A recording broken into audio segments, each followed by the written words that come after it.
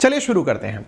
फिलहाल के लिए यदि आपके दिमाग में वर्ष 2016 का वो ऐतिहासिक दिन याद है जिस समय प्रधानमंत्री नरेंद्र मोदी ने 500 और 1000 के नोट बंद करने का 8 नवंबर को ऐतिहासिक भाषण दिया, उसी समय अचानक सुर्खियों में एक व्यक्ति और चलने लगा और वो व्यक्ति था राजीव दीक्षित।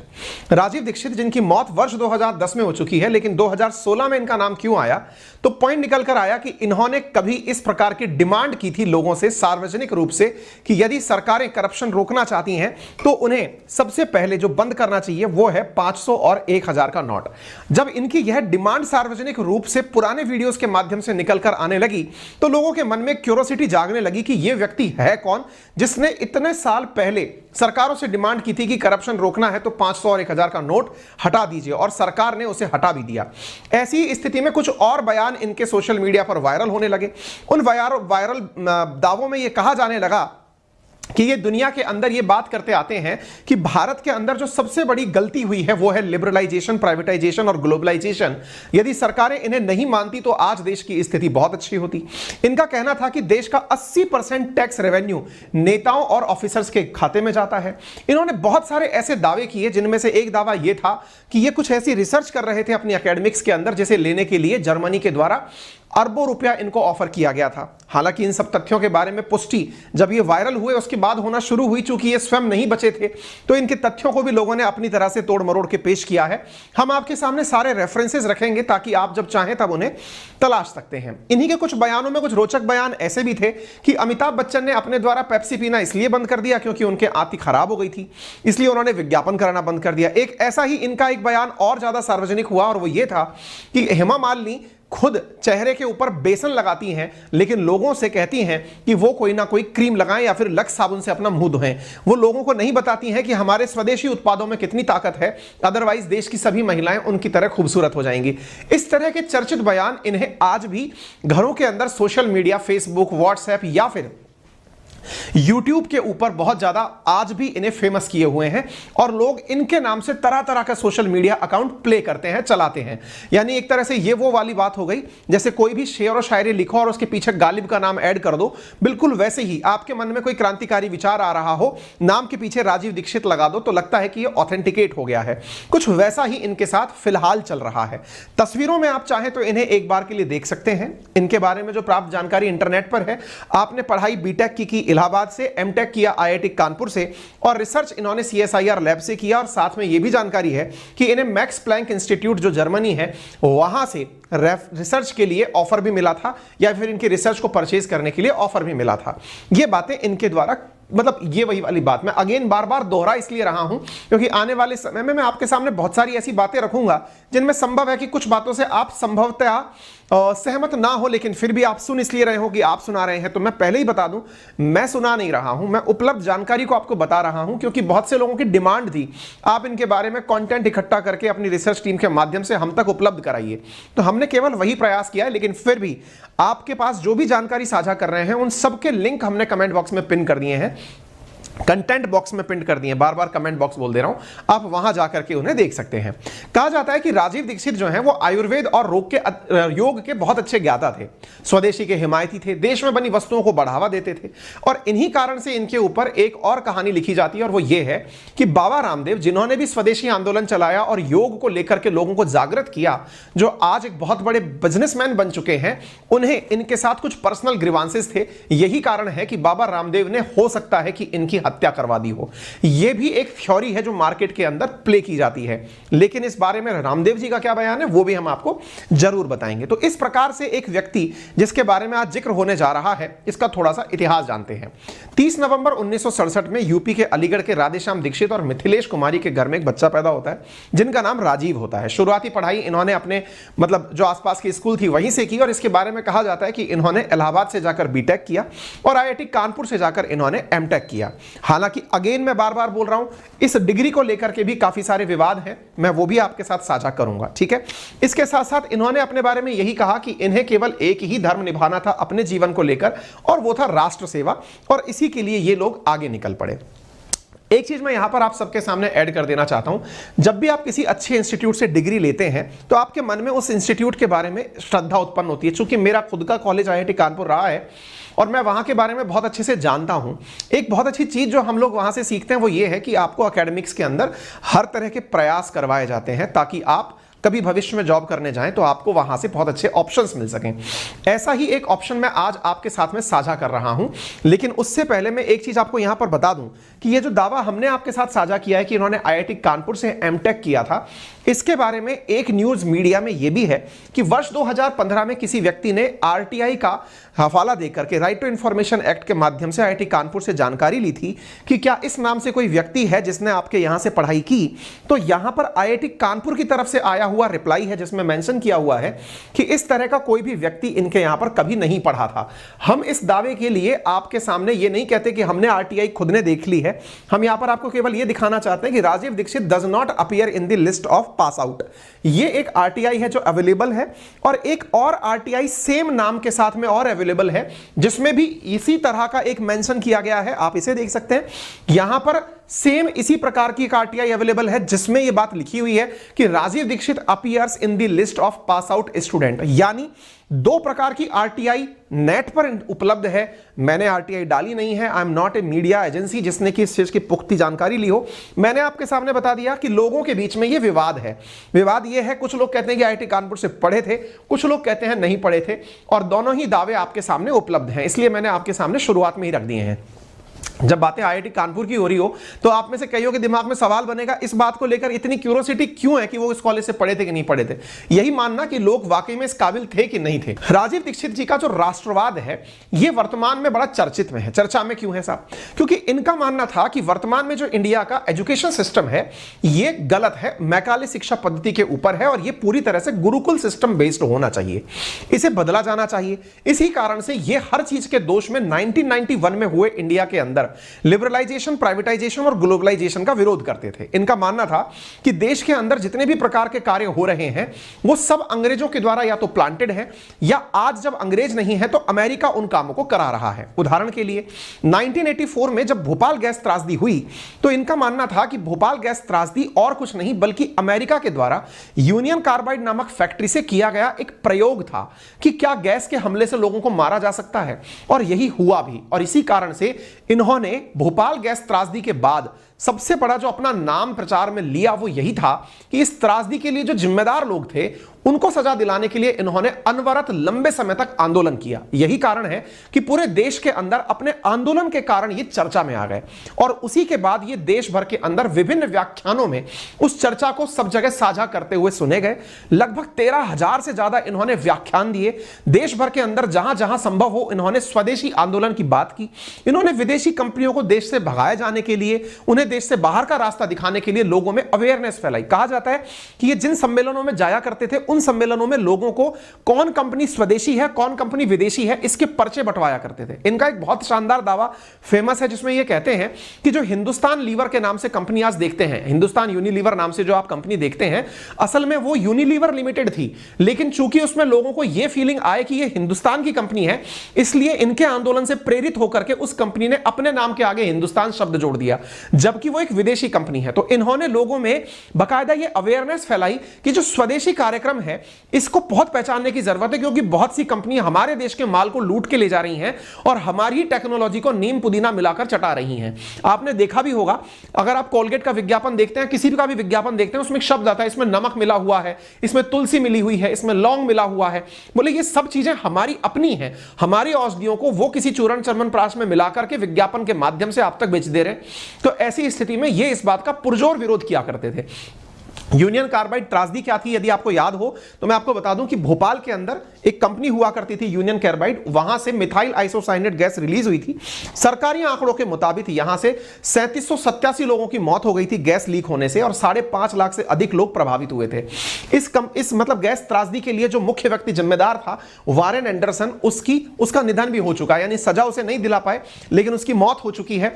तो ऐसी स्थिति में इनका जो सबसे बड़ा नाम निकल कर आया ना वो इसी भोपाल गैस त्रासदी के बाद निकल कर आया, क्योंकि इन्होंने यह कहा कि भाई ये अल्टीमेटली केवल और केवल अमेरिका के द्वारा गैस लीक करके हजारों भारतीयों को मारकर केवल ये ट्राई की जा रही है कि क्या MI6 से लोग मर सकते हैं या नहीं मर सकते हैं, यानी कि एक गैस का चलाकर केमिकल वेपन यूज किया गया है, यह इनका दावा था। ठीक इसी प्रकार से इन्होंने एक और बात स्थापित करने की कोशिश की, और वो ये है कि जितने भी लोग हैं जो वर्तमान में एलोपैथी का उपयोग करते हैं, एलोपैथी मतलब अंग्रेजी दवा पद्धति का उपयोग करते हैं, वो आयुर्वेद की खिलाफत करते हैं। और वास्तविकता में इंडिया का जो असली सिस्टम है वो आयुर्वेदिक सिस्टम है। तो इनका मानना था कि आयुर्वेद को अपनाएं और एलोपैथ को हटाएं, और इसीलिए इनका कहना था कि देश के अंदर बहुत सी बड़ी बड़ी कंपनी ऐसी हैं जो एलोपैथ को प्रचार कर रही हैं, और ये इस बात का पुरजोर विरोध करते रहे। इनके बारे में एक जो बहुत बड़ी कहानी कही जाती है वो ये है कि ये जिस समय मर रहे थे ना, उस समय के बारे में भी कहा जाता है कि इनसे बाबा रामदेव ने फोन पर यह कहा था कि इस समय तो आप एलोपैथिक दवा ले लो, इंस्टेंट रिलीफ मिल जाएगा, क्योंकि यह संभावना व्यक्त की जा रही थी कि शायद हार्ट अटैक आया हो। कहते हैं कि इन्होंने उस समय भी एलोपैथिक दवा को नहीं छुआ, यानी कि ये कितने बड़े राष्ट्रभक्त थे या कितने राष्ट्र प्रेमी थे, ये इनकी कहानियों के माध्यम से पता चलता है। यानी ये स्वदेशी को मरते समय तक प्रचारित कर रहे थे। इनका कहना था कि नहीं, मैं आयुर्वेद ही अपनाऊंगा, आयुर्वेद या तो खुद इतना डेवलप हो जाए या फिर ये इस प्रकार से काम करने लगे। स्वदेशी आंदोलन की शुरुआत में इन्होंने जो अवेयरनेस फैलाई, देखिए क्या है ना कि कुछ चीजें ऐसी होती हैं, जब आप अवेयरनेस फैलाते हैं तो लोग जागृत होते हैं, और ये सच्चाई है कि जब से ये चीजें निकल कर आई हैं, आज बहुत सी यूथ, मैं ऐसे यूथ से कनेक्टेड भी हूं और आप भी जानते होंगे, वो बहुत से लोग ऐसे हैं जो चाहकर कोल्ड ड्रिंक नहीं पीते, वो अल्टरनेट में कुछ नहीं है या कुछ ऐसी चीज पड़ गई, चल पीना पड़ रहा है तो पी लिया। यूथ में ये अब अवेयरनेस है कि वो इसे एज ए टॉयलेट क्लीनर समझता है। और ये जो टॉयलेट क्लीनर शब्द है ना, जो बाबा रामदेव के माध्यम से आपने सब जगह जाता हुआ देखा, इस शब्द के जनक यही थे। यानी कि बाबा रामदेव ने जो शब्द प्रचारित किए कि कोल्ड ड्रिंक मत पीजिए, इसके स्थान पर जूस पिया करिए, वो भी इन्हीं के दिए हुए शब्द थे। इनका कहना था कि Coca Cola, Pepsi, Unilever, Colgate, ये सब कंपनियां जहर घोल रही हैं हमारी पीढ़ियों के अंदर। और आज का जो यूथ है, आप अगर एग्री करते हो तो कमेंट बॉक्स में जरूर बताइएगा कि आप में से भी बहुत से लोग आज ऐसे होंगे जो कोल्ड ड्रिंक को प्रेफर नहीं करते होंगे, है ना। आप बता सकते हैं, हमारी टीम भी हाथ खड़ा करके कह रही है हां सर हम भी ऐसे ही हैं। तो कहने का मतलब यह हुआ कि ऐसी स्थिति में ये पेय पदार्थों के अंदर जहर और स्वास्थ्य के अंदर जो हानिकारक चीजें हैं, वो सब चीजें इन्होंने जन जन तक पहुंचाने का प्रयास किया। और जब पहुंचाना का प्रयास किया तो स्वदेशी के प्रचार में इन्होंने कई ऐसे तर्क दिए जो हालांकि आज के जमाने में बहुत से लोग ये कहते हुए पाए जाते हैं कि ये सब फर्जी अफवाह थी। अब देखिए इन्होंने अपनी बातों को कितना साइंटिफिकली प्रूव किया नहीं किया, ये तो अब इनके साथ ही रात चले गए हैं। लेकिन जो इनकी बातें थी, जिनके कारण आप सबने मुझसे कहा कि आप इन बातों को लेकर आए, तो मैं आपसे उन्हीं की बातें बता रहा हूं। और वो ये है कि कहा जाता है कि इनकी आइडियोलॉजी राष्ट्रवाद की बहुत ज्यादा हद तक आरएसएस से मिलती थी। इन्होंने अपने आप को गांधीवादी कहते हुए 13,000 से ज्यादा व्याख्यान दिए थे। अपने बारे में ये 6 लाख से अधिक समर्थक होने का दावा करते थे। समर्थकों की गिनती किस प्रकार से की जाती थी, इसका कोई भी तथ्य वर्तमान में उपलब्ध नहीं है। इनका एक और दावा बहुत बड़ा फेमस हुआ, और वो ये था कि इन्होंने जब 9/11 का हमला हुआ अमेरिका के ऊपर, तो एक स्टेटमेंट दिया कि 9/11 का हमला खुद अमेरिका के द्वारा प्रायोजित हमला था। और इस बात को अमेरिका में लोन लेंटर सोसाइटी ने भी उठाया, और अमेरिका खुद इस बात को बोलता था, मतलब ये राजीव दीक्षित जी इस बात को बोला करते थे कि यह हमला इसलिए किया गया था ताकि अमेरिका दुनिया में अपनी धाक स्थापित कर सके, एक ऐसे देश को मिटाने के लिए जो कि अफगानिस्तान जैसा देश है जिसके पास कोई असलाह नहीं है, उसको मिटाने के लिए वो अपनी सारी युद्ध शक्ति का प्रयोग कर सके और उसे देखकर दुनिया भर के लोग अमेरिका से वेपन परचेज कर सकें। और वास्तविकता यह है भी कि अमेरिका के द्वारा दुनिया भर में जो युद्ध किए जाते हैं उसमें कहीं ना कहीं वो अपने हथियारों का ही डेमो दे रहा होता है, और उसी आधार पर लोग अपने, जैसे अभी रिसेंटली आपने देखा होगा तुर्की के द्वारा जो यूक्रेन के अंदर अपना बायरक्तार ड्रोन यूज लिया गया, उसके बाद उस कंपनी के पास 3 साल के मतलब ऑर्डर्स ऑलरेडी दिए जा चुके हैं। तो युद्ध के अंदर जो वेपन ज्यादा कामयाब होते हैं उनको लोग खरीदने के लिए लाइन में लगे होते हैं। राजीव दीक्षित जी उस समय इस बात को बोला करते थे कि यह अमेरिका की एक सोची समझी साजिश है। और इनका जो यह दावा था ना कि यूनिलीवर ने नाम बदला, हिंदुस्तान यूनिलीवर किया, इस बात में भी तर्क है। कुछ लोग दावा करते हैं, हालांकि न्यूज में यह उपलब्ध है, इनका कहना था कि एक बार के लिए ममता बनर्जी ने आज वाजपेयी जी को यह धमकी दे दी थी कि मैं समर्थन वापस ले लूंगी यदि आपने बंगाल के अंदर बीफ बैन कर दिया। कुछ राजनीति से बहुत जबरदस्त इनके मतलब बयान वायरल हैं। जैसे इनका कहना था कि नेस्ले कंपनी के प्रोडक्ट जो मैगी है उसमें सुअर के मांस का रस मिलाया जाता जाता है और उसकी चर्बी का उपयोग होता है। क्योंकि आप में से बहुत सारे लोग जानते होंगे कि मैगी में जो विशेष प्रकार का स्वाद आता है, इस स्वाद के लिए आज तक कोई भी कंपनी उनके उस सीक्रेट फॉर्मूले को नहीं जान पाई है। और इस बात को लेकर इनका तर्क था कि वो इसलिए नहीं बताते क्योंकि पता चल जाएगा तो लोग विद्रोह कर देंगे। यही कारण है कि एक बार सरकार ने उसमें मिले हुए पदार्थ के ऊपर एक बार मैगी के ऊपर रोक भी लगाई थी। वर्ष 2016 या 17 की बात है और मैगी के सारे सैंपल इंडिया से वापस हुए थे। उसमें कुछ अतिरिक्त मात्रा के अंदर केमिकल्स मिले हुए पाए गए थे। ठीक है, ऐसे ही ये एक व्याख्यान में दावा करते हैं कि एक बार धर्मेंद्र जी के कहने पर ये महाराष्ट्र गए, एक व्याख्यान दे रहे थे। इनकी मुलाकात हेमा मालिनी जी से हुई और इन्होंने पूछा कि मैडम आप इतनी खूबसूरत या गोरी क्यों है? तो इन्होंने कहा कि देखिए मैं लक्स नहीं लगाती हूं, मैं बेसन में मलाई डालकर नहाती हूं। अब ये बात अगर मैं सबको बता दूंगी तो लक्स की सेल पिट जाएगी और हमारा पैसा कहां से मिलेगा, क्योंकि हम प्रचार नहीं कर पाएंगे। तो बोले हेमा मालिनी जी आप इस बात को सबको क्यों नहीं बता देती? बोले अगर बता दूं तो लोग जो है ना वो फिर इससे मिलाई से नहाने लग जाएंगे और बेसन से नहाने लग जाएंगे और गोरे हो जाएंगे, तो फिर हमारी वैल्यू कौन करेगा? तो इस प्रकार के इनके बहुत से वीडियोस हैं। अब जो बातें मैं बोल रहा हूं ना, इसीलिए मैं बोल रहा हूं कि सेशन के एंड में कंटेंट के अंदर हमने वो सारे यूट्यूब लिंक डाले हैं जिसमें राजीव दीक्षित जी के द्वारा दी गई बातें व्याख्यान के रूप में है। आपका कंटेंट आज देखना बहुत जरूरी होगा, आप जाकर के उस लिंक को जरूर क्लिक करके सुन भी लीजिएगा। ठीक है, स्वदेशी के प्रचार में इनका कहना था कि गाय के गोबर से बने साबुन से अगर कोई नहाएगा तो 10 मिनट बाद शरीर के अंदर से खुशबू आना शुरू हो जाती है। इस प्रकार से ये चीजें जो हैं लोगों को प्रेरित किया करते थे। इनके द्वारा कहना यह भी था कि अमेरिका खुद चाहता है कि वो जम्मू कश्मीर को कैप्चर कर ले और यही कारण है कि वो पाकिस्तान को पैसा देता है। एक जो इनके द्वारा बहुत ही ज्यादा विवादित सा बयान है और वो ये है कि जवाहरलाल नेहरू और मोहम्मद अली जिन्ना एडविना, ये वो महिला है जिसके साथ नेहरू जी का नाम जोड़ा जाता है, तीनों एक ही कॉलेज के अंदर पढ़ा करते थे। एडविना से दोनों लगे हुए थे, ऐसा इनके द्वारा वीडियो में कहा गया है। एडविना इतनी चालाक थी कि दोनों को हैंडल करती थी। जिन्ना और नेहरू के चरित्र के ऊपर बेहद हल्के होने का दावा किया जाता है। एडविना के द्वारा नेहरू की आपत्तिजनक तस्वीरें ली गई थी। ये सब बातें इस समय YouTube पर अवेलेबल है राजीव दीक्षित जी के बयान में। ठीक है, तो ये सब बातें इनके द्वारा कही जाती थी, तो लोग जो हैं वो इन बातों को सुनकर के इनसे आज भी कनेक्टेड हैं, जबकि ये वर्ष 2010 के बाद इस धरती पर नहीं है। राजीव दीक्षित जी का कहना था कि भारत में जो प्रधानमंत्री मनमोहन सिंह हैं ये अमेरिका के द्वारा बिठाए गए USA के एजेंट हैं और उस एजेंट के पीछे का बड़ा तर्क ये था कि जो भारत से श्रीलंका के बीच में जो समुद्र सेतु हमारा राम सेतु बना हुआ है उसको तोड़वाने के लिए अमेरिका ने इसलिए पैसा दिया क्योंकि उसके नीचे बड़ी मात्रा में मिनरल्स हैं। वैसे आपको पता होगा केरल के अंदर थोरियम पाया जाता है और वो थोरियम जो है वो बिजली उत्पादन में काम आ सकता है। तो इनका दावा था कि इतने साल तक ये सारा काम हो सकता है, इसलिए ये सारे प्रयास किए जा रहे हैं। ये सब बातें भी निकल कर आई। अब रामदेव जी के साथ जुड़ा हुआ भी तर्क जान लीजिए। असल में कुछ लोग जो आपके परिवार के जन होंगे वो इस बात को जानते होंगे, टीवी पर एक चैनल आता है जिसमें इसका नाम है आस्था और एक का नाम है संस्कार। आस्था और संस्कार चैनल पर आपको सामान्यतः रामदेव साहब दिखाई देते हैं। रामदेव जी और उनके साथ में यह तस्वीर इनकी है, राजीव दीक्षित जी की, जो एक साथ मंच साझा किया करते थे। कहते हैं कि वर्ष 2009 में रामदेव जी से इनकी मुलाकात हुई। किनकी? राजीव दीक्षित जी की।